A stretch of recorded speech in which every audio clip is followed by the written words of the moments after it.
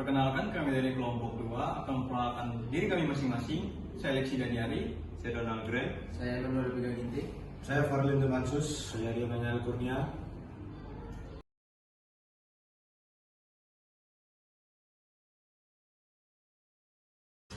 E-commerce atau perdagangan elektronik merujuk pada transaksi jual beli barang dan jasa melalui internet. Definisi e-commerce mencakup berbagai jenis kegiatan bisnis yang dilakukan secara online, dari pembelian dan penjualan, produk fisik hingga layanan digital, serta berbagai bentuk transaksi bisnis lainnya. Jenis-jenis e-commerce: business to consumers atau yang disingkat B2C, transaksi antara bisnis dan konsumen akhir. Contohnya adalah toko online yang menjual produk langsung ke pelanggan. 2. Business to business atau yang disingkat B2B, transaksi antara dua bisnis, misalnya produsen yang menjual produk borsir ke pengecer. Yang ketiga, consumer to consumer atau yang disingkat dengan C2C, transaksi antara konsumen biasanya difasilitasi oleh platform pihak ketiga seperti eBay atau OLX. Yang keempat, consumer to business atau yang disingkat dengan C2B, konsumen menjual produk atau jasa ke bisnis, contoh termasuk freelancer yang menawarkan layanan mereka ke perusahaan melalui platform online. Berikut adalah manfaat e-commerce. Manfaat yang pertama adalah akses global, yaitu memungkinkan bisnis menjangkau pasar internasional dengan mudah. Kemudian manfaat kedua, biaya operasional rendah, mengurangi kebutuhan akan toko fisik dan karyawan yang banyak. Manfaat ketiga, kemudahan transaksi, mempermudah proses pembelian bagi konsumen yang bisa dilakukan kapan saja dan di mana saja. Manfaat yang berikut adalah personalisasi, memberikan pengalaman belanja yang disesuaikan dengan preferensi pelanggan berdasarkan data yang dikumpulkan. Kemudian tantangan e-commerce. Tantangan pertama, keamanan. Itu melindungi data pelanggan dan transaksi dari ancaman siber. Kemudian kepercayaan, membangun dan mempertahankan kepercayaan pelanggan terhadap transaksi online.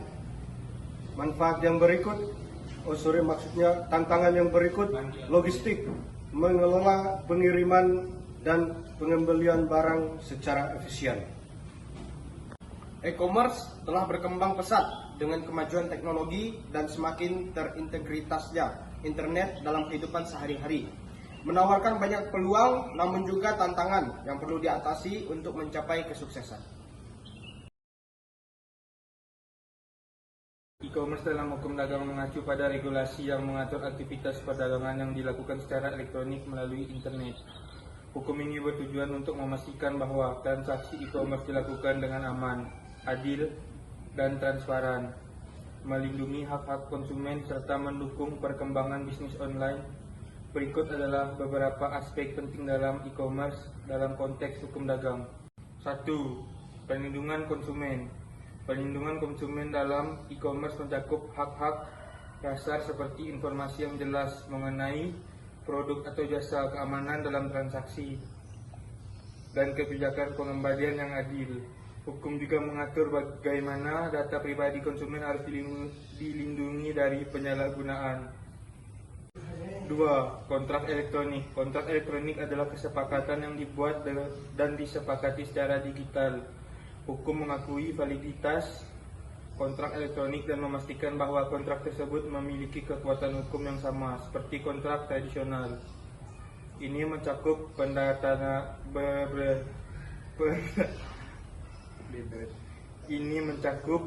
penandatanganan digital dan penggunaan tanda tangan elektronik yang sah. 3. Keamanan transaksi. Hukum dagang e-commerce mencakup standar keamanan untuk melindungi data finansial dan informasi pribadi dari ancaman siber. Ini termasuk enkripsi data, autentikasi penggunaan, dan protokol keamanan lainnya. 4. Hak kekayaan intelektual. E-commerce juga melibatkan perlindungan hak kekayaan intelektual seperti hak cipta, merek dagang, dan paten. Hukum mengatur bagaimana HKI dilindungi dan bagaimana sengketa terkait HKI diselesaikan dalam lingkungan digital. 5. Pajak dan kepatuhan regulasi. Perdagangan elektronik tidak melepaskan dari kewajiban pajak. Hukum dagang e-commerce mengatur bagaimana bisnis online harus mengumpulkan dan membayar pajak sesuai dengan peraturan yang berlaku. Ini termasuk pajak penjualan dan pajak penghasilan. 6. Resolusi sengketa. Hukum e-commerce menyediakan mekanisme untuk menyelesaikan sengketa yang mungkin timbul dari transaksi online. Ini melibatkan mediasi atau pengadilan. 7. Regulasi internasional. Karena e-commerce seringkali melibatkan transaksi lintas batas, hukum dagang juga memperhatikan regulasi internasional. Ini termasuk perjanjian perdagangan internasional dan standar global yang harus diikuti oleh pelaku bisnis online. Contoh regulasi e-commerce di Indonesia. Contoh regulasi e-commerce di Indonesia. Di Indonesia berapa regulasi mengatur e-commerce termasuk 1. Undang-Undang Nomor 11 Tahun 2008 tentang Informasi Transaksi Elektronik UU ITE. 2. Peraturan Pemerintahan Nomor 80 Tahun 2019 tentang Perdagangan melalui Sistem Elektronik PP PMSE. 3. Undang-Undang Nomor 8 Tahun 1999 tentang Perlindungan Konsumen. Regulasi ini bertujuan untuk menciptakan lingkungan e-commerce yang sehat dan berkelanjutan, memberikan perlindungan yang memadai bagi konsumen, serta mendukung inovasi dan pertumbuhan ekonomi digital.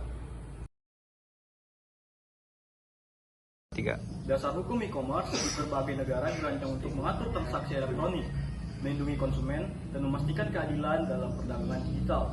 Berikut adalah beberapa dasar hukum penting yang mengatur e-commerce di Indonesia. Yang pertama ada Undang-Undang Nomor 11 Tahun 2008 tentang Informasi dan Transaksi Elektronik atau biasa disebut UU ITE. UU ITE adalah landasan hukum utama untuk e-commerce di Indonesia. Undang-undang ini mencakup berbagai aspek seperti tanda tangan elektronik, kontrak elektronik, perlindungan data pribadi, dan keamanan informasi. Undang-undang ITE memastikan bahwa transaksi yang dilakukan secara elektronik memiliki keuntungan, kekuatan hukum yang sama dengan transaksi konvensional. Referensinya ada di Undang-Undang ITE di situs Kementerian Kominfo. Yang kedua, Peraturan Pemerintahan Nomor 82 Tahun 2012 tentang Penyelenggaraan Sistem dan Transaksi Elektronik PPPSTE. Peraturan ini memberikan detail lebih lanjut tentang bagaimana sistem dan transaksi elektronik harus diselenggarakan. PPPSTE mengatur aspek teknis dan operasional e-commerce, termasuk kewajiban penyelenggaraan sistem elektronik untuk memastikan keamanan dan keandalan sistem mereka. Referensi ada di PPPSTE di situs GDIH BPK RI. Yang ketiga ada Peraturan Pemerintahan Nomor 80 Tahun 2019 tentang Perdagangan melalui Sistem Elektronik PPPMSE, mengatur tentang spesifik tentang perdagangan yang dilakukan melalui sistem elektronik, mencakup aspek pendaftaran pelaku usaha, kewajiban pelaku usaha, perlindungan konsumen, serta aspek perpajakan dan perlindungan data pribadi dalam e-commerce. Referensinya ada di PPPMSE di situs GDIH Kementerian Perdagangan. Yang keempat ada Undang-Undang Nomor 8 Tahun 1999 tentang Perlindungan Konsumen. Undang-undang ini mengatur hak dan kewajiban konsumen serta pelaku usaha termasuk dalam konteks e-commerce. Ini memberikan perlindungan bagi konsumen terhadap praktik perdagangan yang tidak adil dan menegaskan hak konsumen untuk mendapatkan informasi yang benar, jelas, dan jujur tentang produk atau jasa. Yang kelima ada Peraturan Menteri Perdagangan Nomor 50 Tahun 2020 tentang ketentuan perizinan usaha, periklanan, pembinaan, dan pengawasan pelaku usaha dalam perdagangan melalui sistem elektronik. Peraturan ini mengatur tentang ketentuan teknis bagi pelaku usaha e-commerce termasuk persyaratan perizinan dan aturan terkait periklanan dan promosi. Implementasi dan pengawasan penerapan dasar hukum ini diawasi oleh berbagai lembaga pemerintahan seperti Kementerian Komunikasi dan Informasi Kominfo, Kementerian Perdagangan, dan Badan Cyber Sandi Negara. yang bekerja sama untuk memastikan bahwa praktik e-commerce di Indonesia sesuai dengan peraturan yang berlaku. Kesimpulannya adalah dasar hukum e-commerce di Indonesia bertujuan untuk menciptakan ekosistem perdagangan elektronik yang aman, transparan, dan adil bagi semua pihak. Ini mencakup aspek hukum teknis, perlindungan konsumen, dan perpajakan, serta memastikan bahwa semua transaksi elektronik memiliki kepastian hukum yang kuat.